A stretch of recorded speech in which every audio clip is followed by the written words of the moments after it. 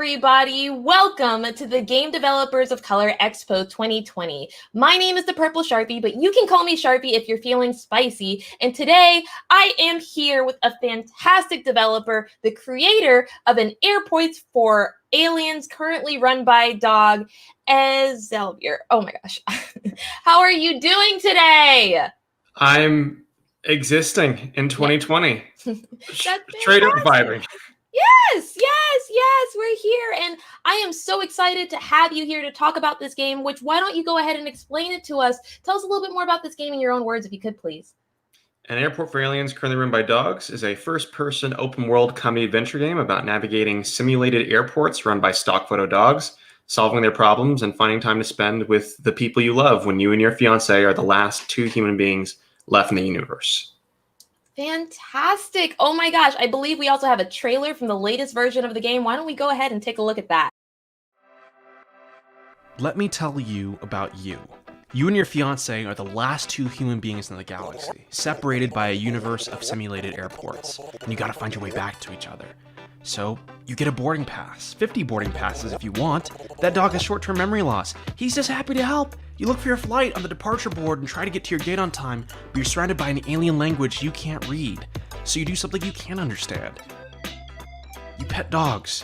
You can pet the dogs. You can pet all the dogs all the time. From this vaporwave beach planet to a moon orbiting Mars, pet all the dogs. Explore strange shops with strange items sold by strange anime shops. Of coffee larger than a building and a Texas dog that is clearly not from Texas. When you find your gate, you discover that every flight crew has different needs. This quite reasonable dog needs your passport. But to get a passport, you need help from another dog. Problem is, dogs want things. To get those things, you need to talk to other dogs who want things, who may want yet more things, even if that thing is to just tell you their deepest secrets. This dog, he isn't sure he loves his wife anymore.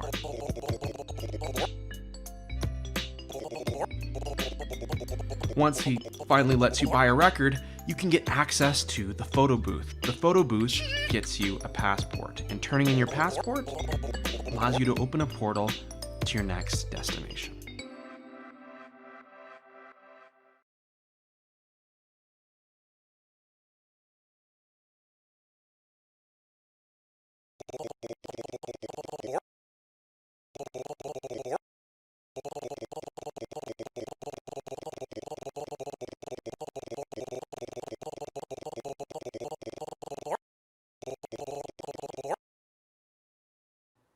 All right, what an amazing trailer. The game looks incredibly fun, super excited, lots of doggos, absolutely love it. Why don't you talk a little bit more about this game? I understand that it is an airport almost exclusively filled with dogs, but I want to answer an absolute burning question that is on everybody's mind right now, and I'd love to hear you answer this. Can you pet the dog? You can pet any dog at any time with an infinite number of hands. That is amazing. How does that mechanic actually function? Well, an interesting piece of that development process is that we thought we would, I thought, okay, you're going to be able to pet the dog at any time. You'll just press the pet button. It pets. Great. You can pet any dog or dog-shaped thing in the world. That is how it's going to work. And while we were implementing this mechanic, my programmer said, I get to make it to where you can pet dogs mid-conversation. And I was like, I'm not sure if that would disrupt the flow or how serious the game is supposed to be or anything. And I trusted his instincts. I said, okay, let's do it. And he came back to me 10 minutes later and said, hey, press the P button very quickly, because the P is our default keybind for petting. And I hammered on the P button, and every time I pressed the P button, a new hand would spawn out of the void to pet the dog, so you could have up to hundreds of hands petting the dog at the same time at any point mid-conversation or whatever you're doing. I was like, oh, this is the greatest thing that has ever been put into a video game ever. And that's how it works today. Tom Vanita is a genius, and I'm glad to be working with him. That's amazing. It sounds like you have a very capable team there, and it sounds like you guys are all on the same understanding of how imperative it is that every single game featuring dogs does allow you to pet them. It's Incredibly important critical. mechanic. Absolutely critical to game development. Yeah. So inside of the trailer there, we saw that dogs were definitely the main focus of the game, with the secondary focus, of course, being airports. But what we noticed is that the main character is actually human. Was there a reason for that distinction? Yeah, the original inspiration for the project was I've spent far too long in airports. They break your brain after a while. They're completely artificial ecosystems that are made for humans, but also just hostile to the very concept of humans existing within them, from their systems to their geometry to walking along their passageways. And having been in a bunch of airports, I wanted to make a game about living in alien environments, navigating those airports where you're surrounded by a language you don't know and people and systems you don't understand, and navigating them off of the standards that you pick up over time, their alien logic, through a set of coincidences and delightful happy accidents. I pivoted to dogs, and the main character remains a human, not because we forgot to make the dog the main character, but so that we could, by surrounding you by dogs, these projections of joy and enthusiasm into a complicated world, say something about the type of worlds that we would like to exist in, ones where we are welcomed and truly loved and appreciated, regardless of where we come from, who we are, or the environments that we found ourselves within. That's a very important message that I absolutely love that you were able to convey inside of this game, because while I was watching the game and while I was looking through the game footage, I definitely felt a lot more positive and a lot more enthused in general, just watching all of the dogs and watching the player interact with them brought me happiness, both as a spectator and as a video game player myself. How many types of dogs are there inside of the game? Potentially infinite. When I say that they're stock photo dogs, I mean they are stock photo dogs. We take stock photos of dogs, public domain stock photos, and build characters and personality around them, as if we had like a massive remix project, sampling dog photos and using them to create stories and worlds, including even dog photos that we've received from our patrons throughout the project, because we have Patreon. And it means that we can have a potentially infinite number of dogs, and that all of the dogs are inherently photogenic. Or if they aren't photogenic, they haunt you because we want them to. Absolutely love that so much. You stated earlier that you can potentially have an infinite number of dogs. This airport must be extensive. What parts of the airport were you the most excited to work on when you were actually designing the layout of the airport? Because it's my understanding that there are a multitude of different airports that you can venture to. Is that correct as well? Absolutely. Which section of it did you actually have the most fun designing, and which one really spoke to you while you were creating it? I think the most fun with building airports is making each one feel distinctive by changing their lighting, their music, the very way that they're set up to interact with the player experience. That's always really fun. But outside of that, I think my favorite bit about building the airports and airport families currently run by dogs is making the pieces that compose them. So the thing that all airports share in common is that they, no matter if you are in Bucharest or in Boston, they share a common set of symbols, a common set of general things you'll find, even chain restaurants, phone booths, vending machines, and so on. You can not read the language around you and still navigate this, again, deeply artificial, but also deeply human environment. So making the pieces of an airport, making, for example, like the vending machine and the ATM systems, and putting those into one airport, I can then also spread that to every other airport we've made across the game. And suddenly, every time we build up an airport, it gives us tools to also deepen the experience of moving through the rest of them. It is a world that is evolving over time in a very meaningful way. And as a result, as we can see in the footage, like the little time zone, you walk into this little thing, or you're talking to a safety, where you walk in this little thing and it advances time, where you're talking to safety dog. And on every planet, safety dog has different rewards for turning over things that you find that could be dangerous for others. That thing propagates across all of the worlds and means that your experience, as someone who works in narrative games, not only am I being constantly surprised by my own game, but the experience that the players will finally have is just getting exponentially deeper by the day. What now?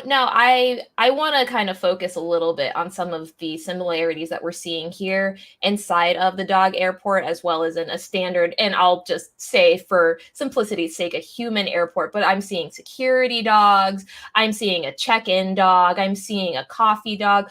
Did you do a lot of preemptive research into things that existed in certain airports when you were designing these narrative dogs, or was it just exclusively coming from an idea of what you'd like to see inside of an ideal airport? A whole lot of personal experience. I have circumnavigated the globe by accident.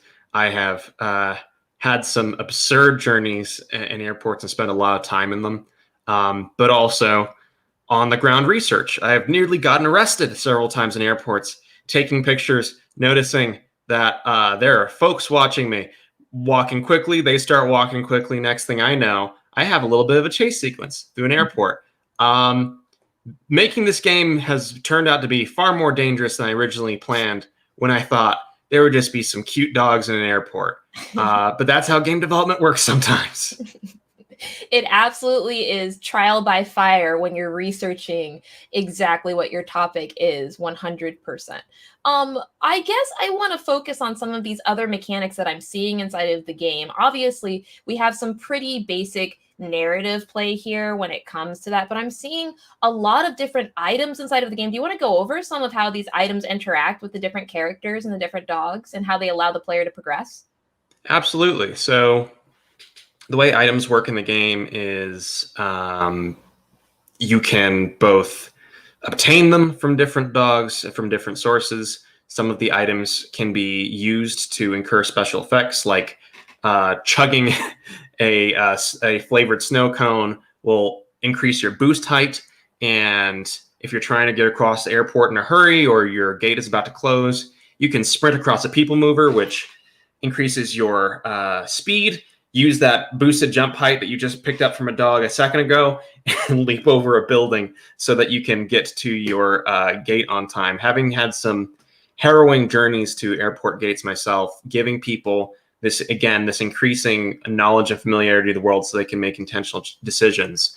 These energy drinks, this cup of coffee, this donut, this ice cream cone, even this fire hydrant will have, or like there's a cactus where if you spike yourself with it, it will just make you go insanely fast for about 10 solid seconds. Even though safety dog has told you, please do not shove the cactus into your feet to go faster. Combining these effects together, and again, gaining an increasing familiarity with the environment around you and the tools you have at your disposal to navigate the airports in the way that's most fun and most expressive for you. It's one reason I'm really proud and thankful to be working on this game. I've worked on narrative titles for years. I'm a narrative director. And this is one of the first times I've ever been able to play a game that I'm working on and find myself surprised doing new things and thinking through new processes. It's really exciting. I'd like to touch a little bit more on your specific role as the narrative designer for the game. The game genre, as it's listed and described, is an open world comedy adventure. How do you feel you have specifically catered the narrative inside of these games with the different characters, with the interaction between essentially two completely different species, to better relate that genre in this game? I think a lot of my role as a director on the game, which is my title, is to consider the consequences of all of our decisions, both narratively and mechanically. So what does the construction of this piece of architecture, or what is this asset that we're commissioning, or how does this sound design communicate something fundamental about the world and the experience we're trying to build, specifically a utopian vision of how the world could exist. The joy of existing in a world run by dogs is that dogs have a fundamental kindness and joy and enthusiasm that they project into complicated settings. So one of my favorite pieces in the game, one of my favorite dialogues I wrote was, if you go to the Dogter dog, PhD, the D standing for dog, the Dogter, if you ask him what he charges you for his care, he'll be like, "I'm a Dogter, not a monster. Why would you have to pay me for helping you get better? That's absurd." And on one hand, is that on the nose? Yes, but it also speaks of a world where the health and humanity, even if we're dealing with dogs, of everyone around you is acknowledged and put forward before anything else. Making, setting, and having a consistent utopian vision for a world run by dogs, even though, there's no humans around, is, I think, the largest contribution I've made to the narrative and the thing I'm most proud to be putting into the world through this project. That is absolutely amazing. I really love the focus that you have there and exactly what you were thinking of when you did it. That situation conveyed the entire premise of it so incredibly well. Absolutely love that.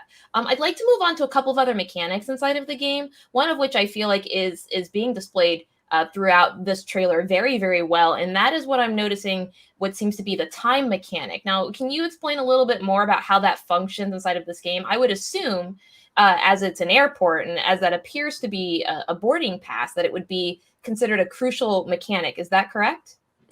Oh, absolutely. The entire game does in some way work around the concept of time. Time passes when you do things. Time passes because we are all ephemeral human beings with a limited amount of time on this earth.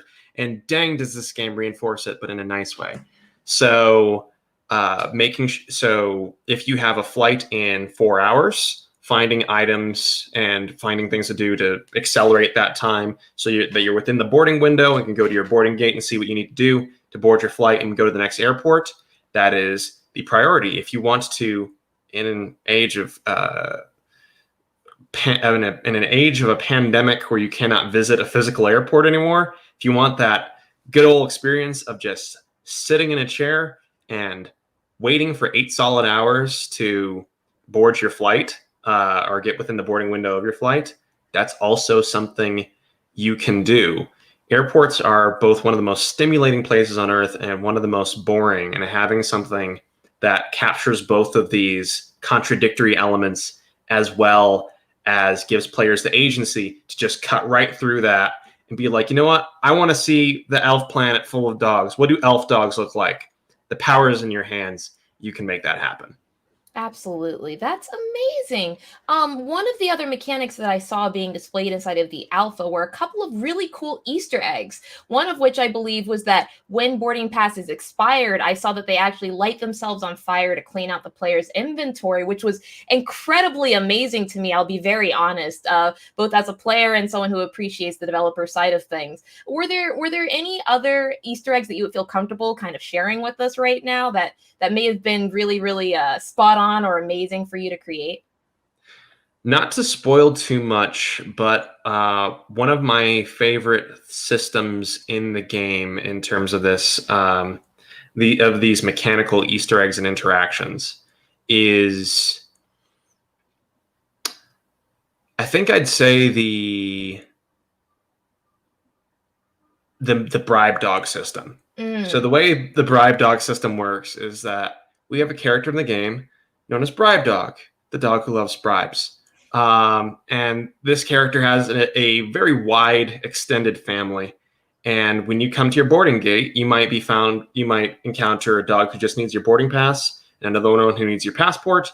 You might encounter a dog who says, "Hey, can you help us get some medical supplies before we take off? Our supplies are exhausted." You might find dogs that require different things, but on a disturbingly frequent basis, you will just find a dog who represents government corruption, who says, "Hi, I'm Bribe Dog. You're going to do this for me. Because I found out, I don't know what bribes mean, but I found out when I say the word bribe and tell people do things for me, I get paid for doing my job that I should have done anyway. And the fact that every time you come to the gate, you don't know what this dog is going to ask from you, what this dog is going to require. The fact that every playthrough, both in terms of the individual quests and the journey you have, as well as elements like what am I going to need when I need to board my flight, the fact that it changes every time is something deeply exciting, occasionally existentially terrifying. And it does mean that for one of the first times, I can play a game that I've worked on and have new experiences every time, laugh at jokes that I forgot I wrote. And that's a magical thing. I want to kind of touch base a little bit more on the concept of Bribe Dog, because this isn't the very first time that you've added a lot of socio-political statements inside of this game, which I absolutely love as both someone who greatly enjoys cute dogs as well as just social, economic, and political discourse in general. Do you feel like someone that it may not necessarily have a large understanding of the United States economy or anything like that would still get a lot of those vibes inside of this game as it's speaking to you? Or do you feel like it still has enough fun and enough energy and everything like that in general inside of the game as well?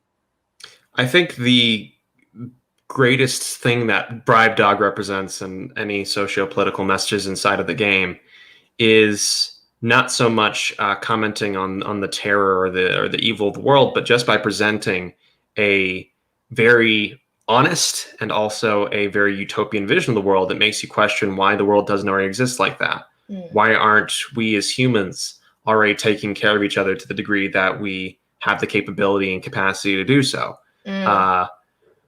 Wouldn't it be great where if you got to deal with the bribe or with some circumventing of government systems, it would be nice to just be able to look it directly in the face and say, "You greedy dog, I already gave you money. Let me get on my flight, please." The greatest message of an airport for aliens currently run by dogs likely isn't nuanced political commentary, and but this sort of universal consideration that everyone deserves love, care, and respect. A love, care, and respect that dogs project out into the world, that they represent, and that hopefully players will take away and say, I'm going to bring this into my own interactions and try not to be a bribe dog myself. That's fantastic. And I couldn't put it more succinctly myself. Absolutely fantastic. I want to kind of touch base a little bit on some of the player responses that you've received from the game, because it is my understanding that you do have a Discord as well as a Patreon where players are able to give feedback on earlier versions of the game as it's being developed in real time. Is that correct? Absolutely. All right. So I guess my question is, how have these players that have been growing with you through this path of development and transparency helped affect the game as it is now? I think one of the greatest ways in which they've affected the game, a sort of somber consequence of the patron system that I didn't expect ahead of time, is this game is a memorial for a surprising amount of dogs. So 2020 being what it is, several people have lost pets and companions who have meant the world to them. One of our patron tiers for a very long time has been, hey, if you are subscribed to the Patreon at a certain tier level for a certain amount of time, we'll put your dog, your cat, what have you, into the game.